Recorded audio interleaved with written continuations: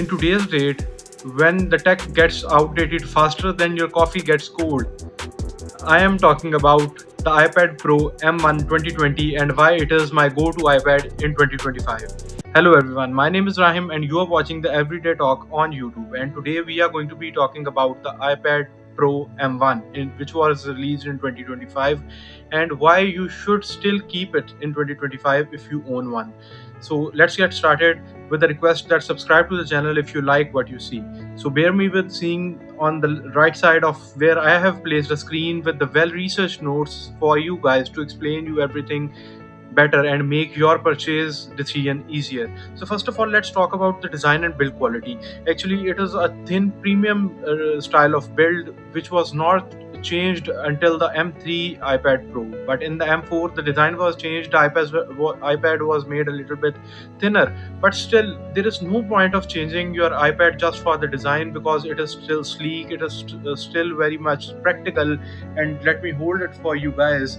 Actually, it is slimmer than your iPhone and it just still feels like holding a very, you can say, a thick piece of paper and writing on it. So there is no point in changing your iPad if you are just going to do that for the design. And there is still the USB type C port which is very practical and things like that. Now coming towards the build quality, obviously you can attach a lot of magnetic you can say accessories with it. It is totally made out of aluminum. A single unibody aluminum design is there, which is very, you can say, aesthetic and also very practical. Coming towards the performance, the M1 chip, it was actually something groundbreaking released by Apple. It brings a lot of beautiful changes into the Apple ecosystem, and it was a competition for Apple himself or itself, just because now they are suffering to create a chip even more powerful or exceptionally more powerful, which could be used in practical and day-to-day life. So once again, this chip is worth keeping. M2, M3, even M4, these are some kind of very powerful chips. Even M5 had been introduced in the iPad Pro, but still you have to ask this question from yourself, that is it worth it for you guys to watch YouTube on M5 iPad Pro when a M1 iPad Pro is offering more or less the same features? There is a little bit of difference in the display. We are going to talk about that in a little bit, but once again, if we talk about performance, it is just something which very professional level of people have to see and not the everyday or casual user. Coming towards the display and sound, actually there is mini LED display in this iPad which is exceptionally well actually for the day-to-day use, for you watching Netflix, for YouTube related content and anything. If you are not doing color grading specifically, it is never going to disappoint you. It is a very bright display. There is 120 hertz ProMotion which just adapt with your needs and save battery when you are not actually using it. So there is no point of calling this kind of display you can say a older one. Then coming towards the iPadOS experience, actually literally I would like to say guys that the iPadOS 26 has just transformed every iPad on which this update is coming, and same is the case with the M1 iPad Pro. Once again, you are getting MacBook level of precision and MacBook level of multitasking on this iPad, and it just works like a breeze. I would not lie to you guys, there are some points where it just seems to be lacking, but once again, it is not something which is exceptionally, you can say, followable or exceptionally disturbing when you are using it into the day to day life.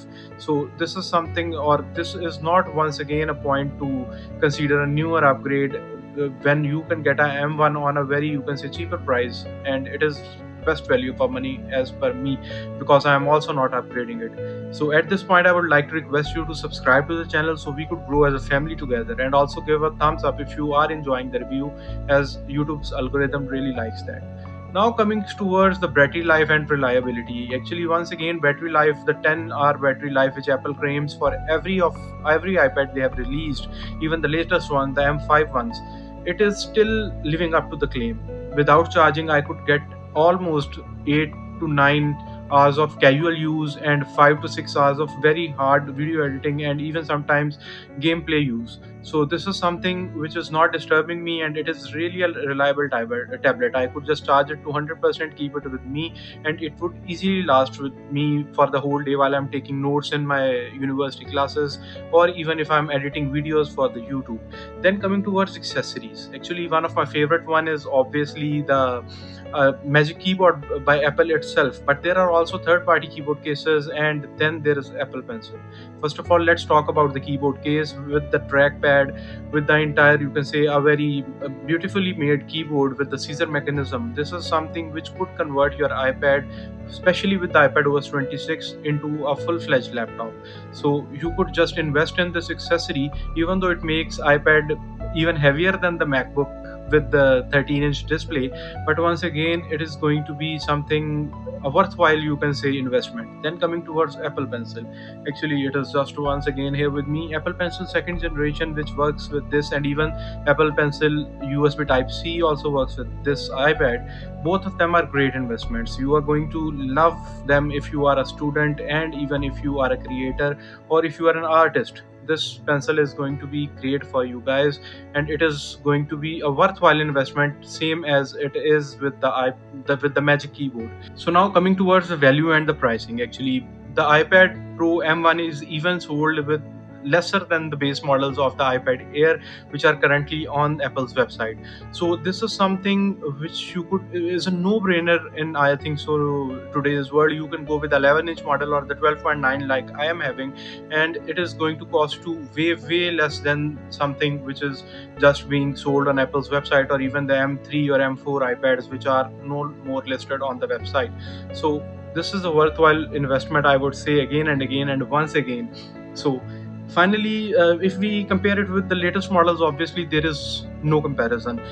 The computing power, the AI, you can say, running power, and even managing AI tasks are going to be much more better on M4 and even M5 iPad Pros. But where is Apple's AI? That is a one of another question, and we are going to address that soon in another video. So subscribe to stay tuned and catch up that video later. But once again, the point is that there is no AI which is being handled on, which is going to be handled on such powerful chips. So by, you can say, accepting the reality, the point is that we have to keep that in mind, that for the time being M1 is exceptionally good.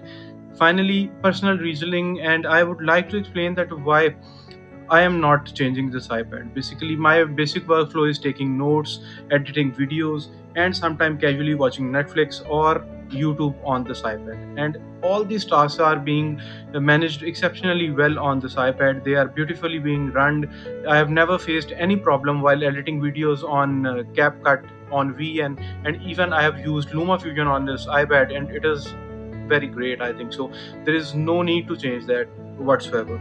So that is one preference. And then secondly, there is no lagging after the installation of iPadOS 26, and with the exceptionally heavy, you can say, that liquid glass interface going on. Sometimes you could see a little clutters, but once again, it is not a game-changing thing for me, and I could work around with that. And it does not affect the performance overall. It is just for, you can say, the ecosystem or the user interface is being disrupted by this, you can say, disruption in the motion.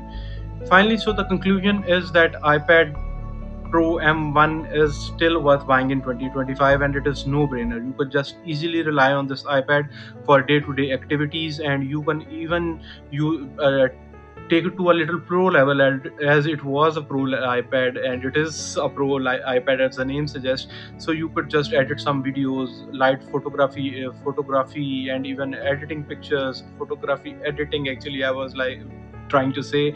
And then there are some other exceptional things you could do on this iPad. You can sketch on it better than the base models, or even the iPad Air models, which Apple is even currently selling. The iPad 11th generation, which is the basic iPad, you could just rely on this better than that, because there is laminated display.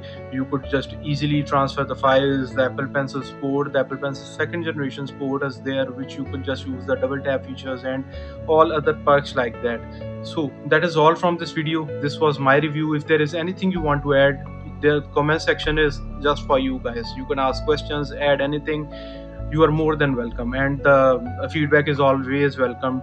So with that, I would like to say, stay curious and keep exploring. We would be meeting in the next video. Until then, peace out.